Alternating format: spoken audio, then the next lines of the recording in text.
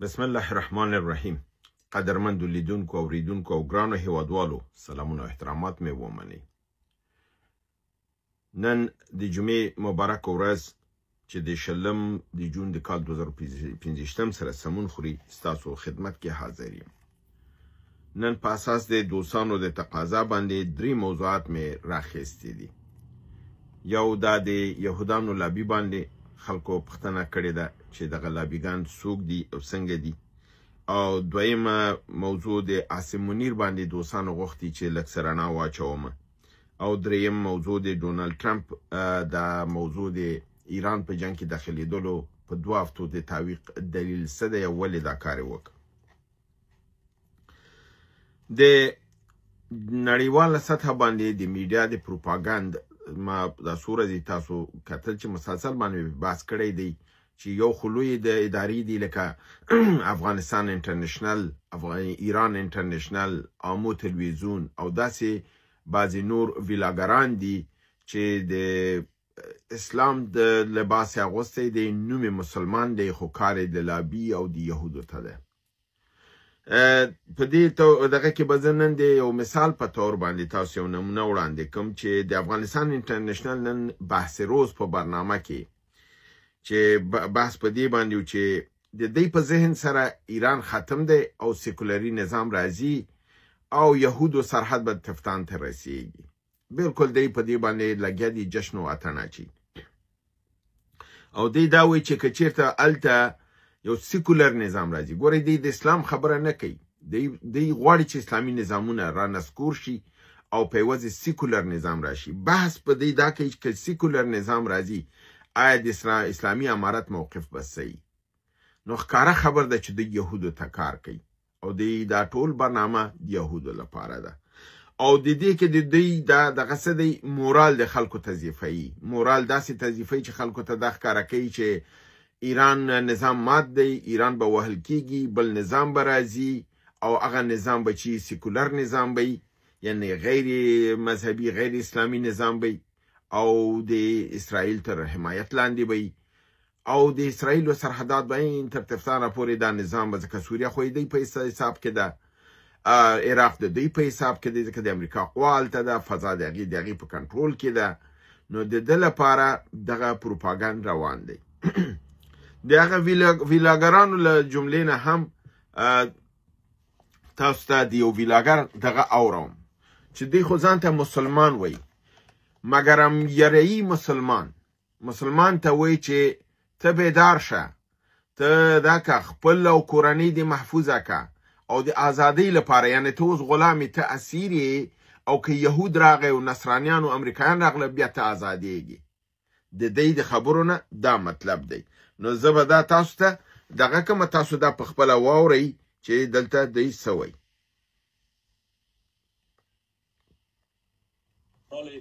شما خدا کنه که به گوش گردانندگان ایران برسه، هر چی زودتر به حق و حقیقت تسلیم شوند، هر چی زودتر آزادی خود را، اول آزادی خانواده هایشان، آزادی ملت و مردم ایران، منطقه و جهان را در ایران جشن، اول آزادی خودشان اسیر هستند. در غیر صورت بسیار عنقریب مثل که یمن دیشب زدن آنقدر زده خواهند شد که بازم میگم که یعنی تمام بشریت و پروردگار عالم به حال ایران اشک خواهد ریخت.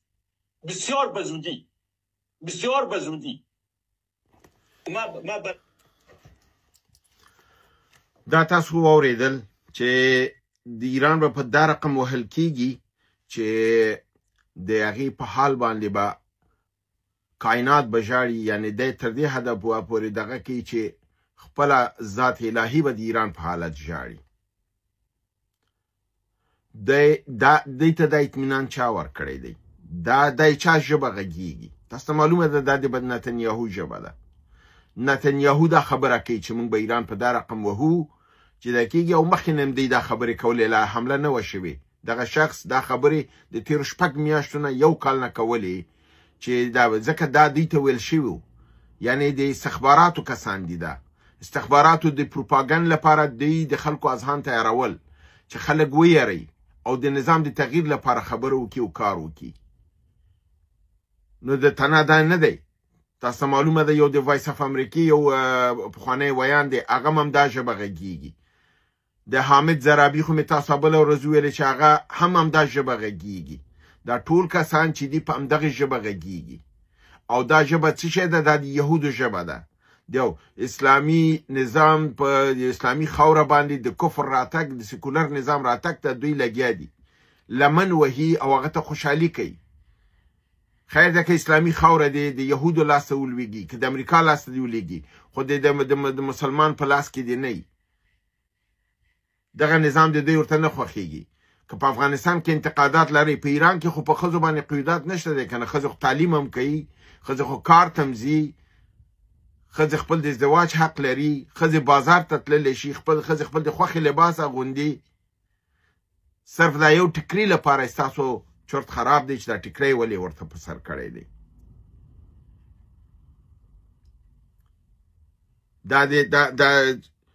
دغه خلک دغه چینلونه د یهودانو نه پیسې اخلي.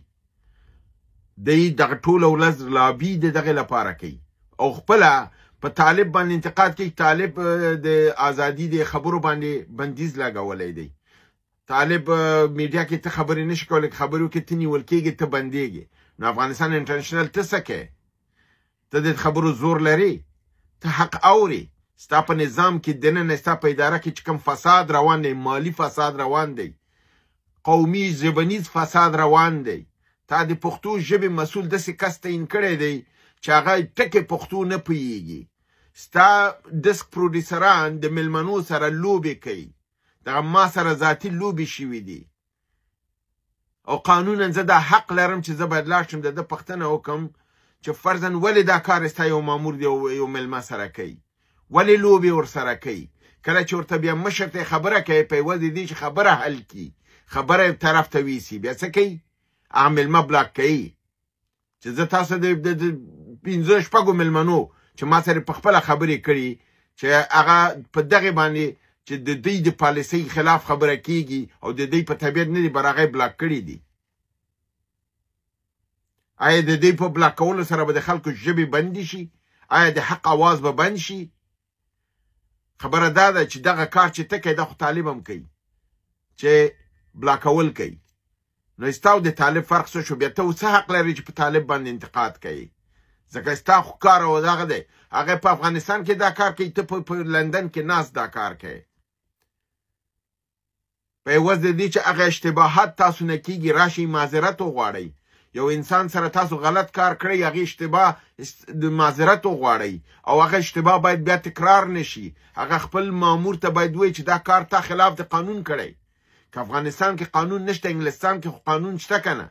دلته په ژبنیز، قومي او منطقوي اساس باندې ته یو چا سره رفتار نشي کولی. افغانستان انټرنیشنل د اکثرو میلمنو سره په قومي، ژبنیز او په سمتي لحاظ باندې رفتار کوي.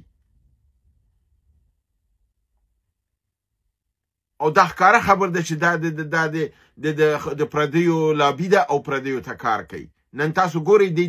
نه تنها د افغانستان د اسلامي نظام خلاف دی، د ایران د اسلامي نظام خلاف هم دی، د نړۍ د اسلامي قدرتونو خلاف دی، د سیکولریزم لپاره کار کوي او برنامې ټول ته وایي چې دغه اوس ایران سقوط کوي، در حال چې ایران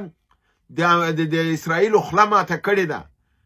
دغه جنرال صدیقي چې دا خبرې تاسو واورېدلې، آیا دا نه ګوري چې د اسرائیلو څه حال دی؟ اسرائیل په خپله خاورو ته پرځول شوی دی، نن سبا حاضر دی چې څه رقم اوس هم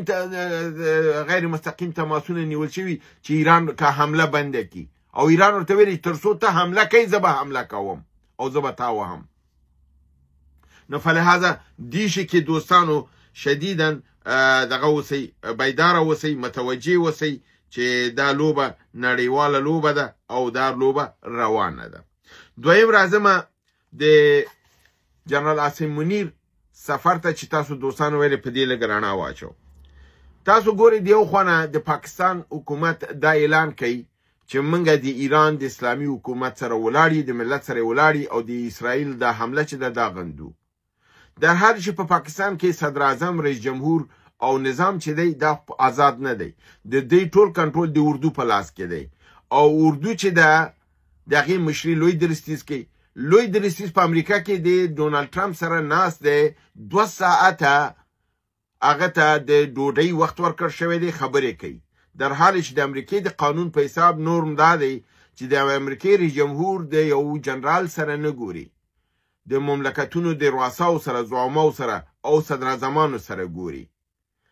او لوی درستیز ګوري وزارت دفاع افراد ګوري خپل هغه نظامی خبرې کوي او دغه کې مانورونو خبرې کوي او بیرته راځي که پخواني جنرالانو سره لیدل کړي دي د امریکا حکومت فرزند ضیاء الحق سره لیدل کړي مشرف سره کړي دي همدارنګه جنرال یحیی سره کړي دي یا فرزند ایوب خان سره کړي هغه په عین حال کې چې نظامی جنرالانو دا په همدغه عین زمان کې رئیس جمهورانو فلهذا د ایوب خان ډېر لوی پذیرایی شوی او د ضیاء الحق شوی او د مشرف وشله لپاره دي چې د دریو مقطعو کې تاسو ګوري دا د امریکای په ګټه په مقابل د روس او په مقابل د اشغال د افغانستان کې چې مشرف کومک وکړ دی غلطه کار کړو نو ځکه دوی ته هغه پذیرایی ورکړ شوله اما دا هیڅ ممکن نه ده چې لوی درستیز د امریکا کې ناسي او حکومت د ایران ترڅنګ د داس یو شخص سره د فکر نه کوم چې حتی ویزا ورته امریکا ورکړي چې د الته لاړ شي نو دغه دوه خبرې دي که چیرته دغه ایران سره د صدر اعظم او د کابینه ودرېدل د امریکای او د دغه په اشاره د لوی درستیز په اشاره نو بیا که لوی درستیز بیرته پاکستان ته چې راځي دا نظام به نه بدلیږي او دا رقم به رواني نو بیا به لوبه دی چې د ایران کې ننوتي د ایران معلوماتو دا به اخلي امریکا ته به ورکوي یعنی دوی د امریکا ایجنټان دي په سیمه کې او که چیرته لوی درستیز راغی او نظام بدل شو کودتا وشوله او د امریکای ترڅنګ ودرېده او د ایران په خلاف ودرېده نو بیا پوه شي چې صدر اعظم او کابینه د چینایانو په دغه سره په ایران کې همکاري کړې و د دې شي خلاف او که د نظام د منځ لاندې او نظام هم دا پاشو نظامی کودتا و نشوله بیا پوه شي چې شهباز شریف د ایران سره دوغله لوبه کړې ده دا پلان د امریکا دی د خپل ساينس پوهان او خپل مشاورین چې لیږلي د ایران معلومات ترلاسه کوي او امریکای ته به ورکوي او د امریکای نه امتیاز اخلي او اوس هم عاصم منیر سره چې کوم خبرې شوې دي یو د خبرو نامدا دی چې د ایران په وهلو کې به دا مرسته کوي د پاکستان میدان هوایی به د ایران په مقابل کې استعمالیږي او د دوی هغه نیابتي ډلې چې څنګه په افغانستان کې 40 کال خپل نیابتي ډلې جنگول پاکستان او په هندستان کې دغه نیابتي ډلې به په ایران ته نه باسي د نن ایران کې به عشوب جوړي چې ایران نظام د نن تضعیف شي چې دا هوایی عملیات چې دي دا کارآبر اوسي یعنی کار وکي ځکه تر اوسه پورې تاسو ګورئ چې د هغې هوایي بریدونو کوم کار نه دی کړی ملت د ایران نور هم متحد شوی دی حتی مخالفین د ایران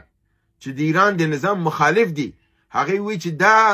د اوس د اخوندانو خبره نه ده دا زما د ځمکې خبره ده زما د خاورې خبره ده او اسرائیل راځي دا وحي اشغالي زه د اسرائیل سره څنګه ودرېږم په تور د مثال په نامه د همایون د پارسین ټي وي یو تلویزیون د ایران دی چې برنامه کوي د ایران باندې هغه وی چې زه څنګه د ودرېدې شم د يهودو سره په داسې یو حالت کې چې هغه راځي زما خاور او هي زما بچي وژني نو زه که وغواړم که نه غواړم زه مجبور یم د ایران د نظام خپل د خاورې لپاره دفاع کوم ځکه چې اوس فعلا دا د خاورې دفاع کوي او دا د افغانستان انټرنیشنل غونډې دی او دغه خولې به ماتولو لپاره یو لوی سوک دی په عین حال کې دغه تاسو دا کې دلته یو بل کلیپ ز تاسو ته اوروم چې دا د نتنیاهو دی چې هغه په ښکاره وایي چې زه دا خپل نوم اخلي چې دا په حساب داسې ښکاره کوي چې د پیغمبرانو د نسل نه دی او د خدای رسولی دی او د پاکستان او اندونیزیا او این مالیزیا پورې خوله وراچي چې دا چې دی دا به د تعرض دغې لاندې او د تعرض سره باوجود ددم چې څوک د دفاع کوي تاسو واورئ چې دا دفاع آیا د یهودو لابیګري نه ده نو دا څه ده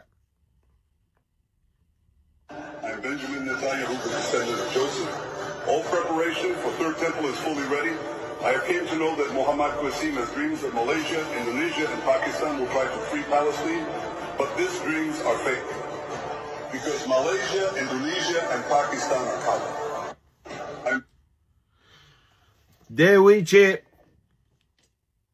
مالیزیا، اندونیزیا او پاکستان چې دي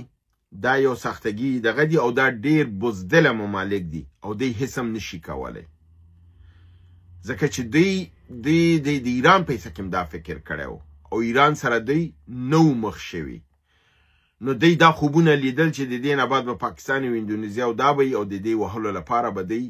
دا دغه لري دا ښکاره خبر ده چې پاکستان وهل شاید دوی ته مشکل نه ځکه پاکستان منافقانه لوبه کوي رزیلانه لوبه کوي او د ده قیمت به پاکستان ادا کوي او په ده کې کوم شک نشته دی خو دغه کلیپونه چې تاسو واورئ بیا د هغه افغانانو کلیپونه واورئ د دې چینلونو تاسو ته معلومیږي چې دلته څه مماثلتونه دي او دوی چاته کار کوي دا چې دوی راځي وایي د غیبه خبرې کوي معلومات دي دا د غیب خبرې نه دي دا د موساد د خبرې دي د استخباراتو خبرې دي چې دوی ته ورکړ شوي دي دوی په میډیا کې کوي او د په مقابل کې دوی پیسې اخلي فلهذا دا جنگ د اسلام او د کفر ترمنځ د یهودو ترمنځ دی او دا د ایدئولوژیکي او جنگ دی او دلته مسلمانانو ته دا پکار ده چې ولو که څوک د ایران نه خوشحاله که خفی باید د ایران تر شا ودرېږي د ایران ماته د اسلامي نړۍ ماته ده د ایران له منځه تلل د اسلامي نړۍ له منځه تلل دي ولو که موږ تاسو د ایران نه په شپږ څلوېښت کالو کې خوشحاله یو که نه یو په افغانستان سره یې ښه کړي که بد کړي دي اوس خبره د افغانستان او د ایران نه ده د ټول اسلامي نړۍ ده اوس دا اور زمونږ تر دروازې خولې ته رسېدلی او دغه رقم ګوري دا دښمنان خوشحالي کوي چې څنګه به افغانستان ایران وهل کېږي او دا جنگ به د افغانستان خولې ته راځي او بیا په هغه وخت کې دوی دا دغه کوي چې ممکنه د امریکا به بیا په افغانستان برید کوي او د افغانستان نظام به بیا د منځه وړي دوی دا خوبونه ګوري دریم اخري ټکی دا دی چې ډونالډ ټرمپ اعلان وکړ چې د ایران د جنگ ته ننوتو لپاره 2 هفتې وخت دغه کوي او خپل دا تصمیم به 2 هفتې بعد دغه کوي او حالات به وګوري دا ولې داسې ورسره وشو ما تاسو دا موضوع پرون تشریح کړې وه چې هغه 4 عوامله چې د امریکې اډې په اسلامي نړۍ کې دي د دوی کشتیګانې هلته ولاړې دي د چین او د روسیې دخالت دی دلته او په عین حال کې د دې هغه بده تجربه چې د عراق او لوبیا دې کې د اسرائیلو په گفته باندې ننوتې او خوړلې ده نو دې شیانو عامل دا شو چې دی باید لاړ نه شي مګر د ده په وخت کې د ده دپاره چې هغې ته وخت ورکړي لابي ته چې ممکن که ایران دې ته متقاعد کړي چې میز سرته راشي او خبرې وکړي نو دوی به د حملې نه د جلوګیري وکړي لپاره دی چې که چېرته دوی ورننوځي نو دې کې د امریکې تاوان ډېر زیات دی او مسله د لاسه وځي نو دریم نړیوال جنګ خواته خبره ځي او سیمه ټوله تباه کېږي او د امریکې هم چې څومره قوت په سیمه کې دی دا د منځه ځي اما اسرائیل په هر حالت غواړي اوس هم لابي روانه کړې ده چې دغه تصمیم د 2 هفتو چې دی دا به د منځه لاړ شي او دوی ژر تر ژره حمله وکړي مګر هم فعلا دوی دا دغه کړی دی ایران دا ویلی دي چې تر څو پورې د اسرائیل عملیات حملې بندې شوي نه دوی به د امریکې سره خبرو ته نه کیني ځکه چې په دغه عملې چې دي دا ټول د امریکې په اشاره سره کیږي امریکا یې دې تر شا ولاړه ده دا چې دا مستقیما داخله نه ده دا یو اعلان مسله ده مګر فعلا کوم عملیات چې اسرائیل کوي دا د امریکې په واسطه کوي د هغې په کومک سره کوي اسلحه د هغې ده مشاورین د هغوی د ټول کار د هغوی په لاس کې دی فلهذا ایران وایي چې تر هغه دغه نه چې موږ دې سره اما وګورئ همدغه ایران نن جمعې ورځ ده په سویس کې په ژنیو کې د دغې سره ناست دي د انګلستان سره جرمني سره او فرانسې سره نو د امریکې سره شرط دا دی چې تر څو د اسرائیلو حملې بندې نشي تا سره نه کینو اول باید حملې بندې شي بیا به موږ د اسرائیلو سره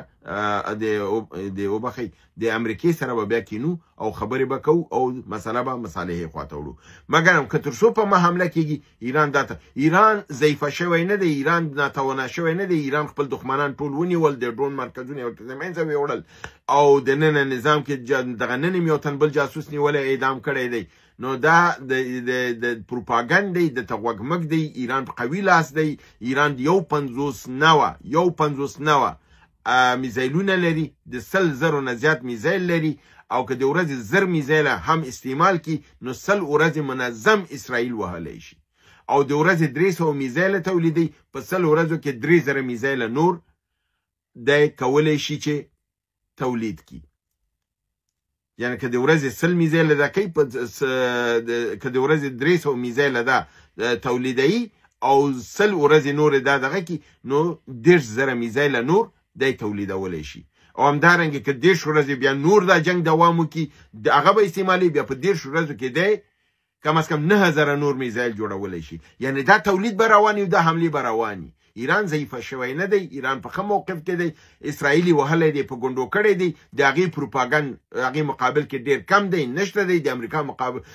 په واسطه په ایران مقابل کې پروپاګند زیات دی، ضعیف ښیي او خلکو اذهان تشویشوي. تاسو دې ته غوږ مږ دی، تاسو نړیوال خبرونه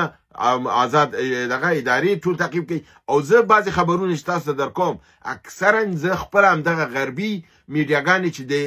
ضد د دغې پالیسي د غربي نړۍ دي هغه اورو، هغه ډېر موثق خبرونه دا کوي او تاسو حقایق وایي چې دا څومره دروغ دی، وایي څومره دوی اوبو کې دي او څومره نه دي.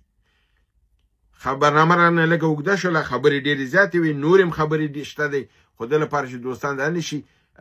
متباقي خبرې به نور ورځو کې وکړو. تاسو په لوی رب العزت سپارم، وما علینا الا البلاغ.